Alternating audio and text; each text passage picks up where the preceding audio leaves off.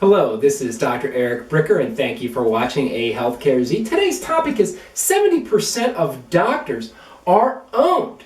They are owned, which means it's essentially fee-for-service on steroids. So what am I talking about here? So there was a recent report in Becker's Hospital Review that showed that 50% of doctors are employed by hospital systems, and 20% of doctors are employed by private equity firms or insurance companies. So you get 50% plus 20%, you get 70% of doctors are not independent. So conversely, only 30% of doctors are independent.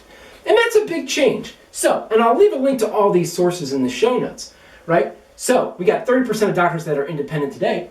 About 20 years ago, in the year 2000, it was 57%. It was almost 60%. So, we used to have more than half the doctors in America be independent 20 years ago. And now it's only 30% of doctors that are independent. That is a huge change. Now, let's talk about some of those implications. So point number one, for those 50% of doctors that are employed by the hospital, look, the reason that the hospital does that is because they want to control the referrals of the doctors. They want to control where they do the tests, they want to control where they do the procedures, and they want to control what specialist they're referring to make sure that it's a specialist within that hospital system. Now, being employed by a hospital doesn't automatically mean nefarious behavior, but it does mean that there is financial incentive for the hospital to encourage the doctors to do as much as they can, to do as much service as they can at the hospital and within the hospital system, because they're charged a fee for service. That's why it's fee for service on steroids, because the professional fee from the doctor, that's not where all the money is in healthcare. All the money in healthcare is in the facility fees for the hospitals.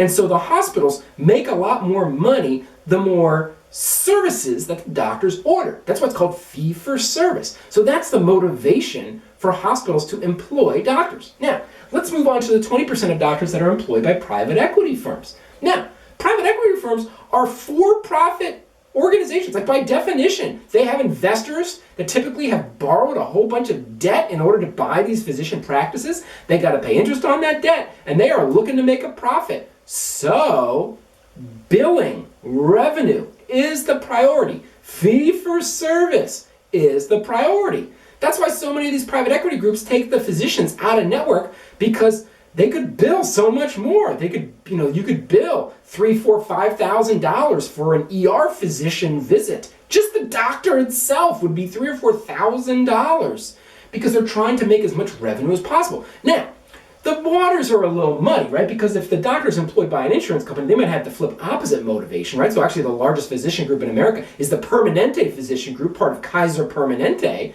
So these doctors are actually owned by the Kaiser Permanente insurance company. So their motivations are different. But just know that it's still an outside motivation. There's still an outside force impacting the doctors. Okay, now let's look at specifically the specialty of primary care. So for primary care physicians, 43% of internal medicine physicians are employed. And for family practice, it's even higher. 57% of family practice physicians are employed. In other words, not independent. So, if you split the difference between the 43 and the 57%, so about half of all primary care physicians in America are employed. Now, again, the hospital system wants to employ primary care physicians because what do primary care physicians do? They refer to specialists. Not only do they refer to specialists, they refer to specialists a lot more than they used to. What do I mean by that? So, back in 1999, 4.8% of primary care visits resulted in a referral to a specialist. Now, 10 years later in 2009, 9.3% of primary care visits resulted in a referral to a specialist. So it doubled in that 10 years. Now, in the most recent number, from 2018, 18% of primary care visits resulted in a referral. In other words, almost 1 in 5. So look at that. It essentially doubled again in the previous 9 years. So it went from 4.8% to 9.3%, but that's 8%. That's a lot. 4.8% to like 1 in 20 to 1 in 5. is what it went to. Well, why is that? Well, there's probably a lot of reasons. Probably one of the reasons is that you only get 7 minutes with a primary care physician now.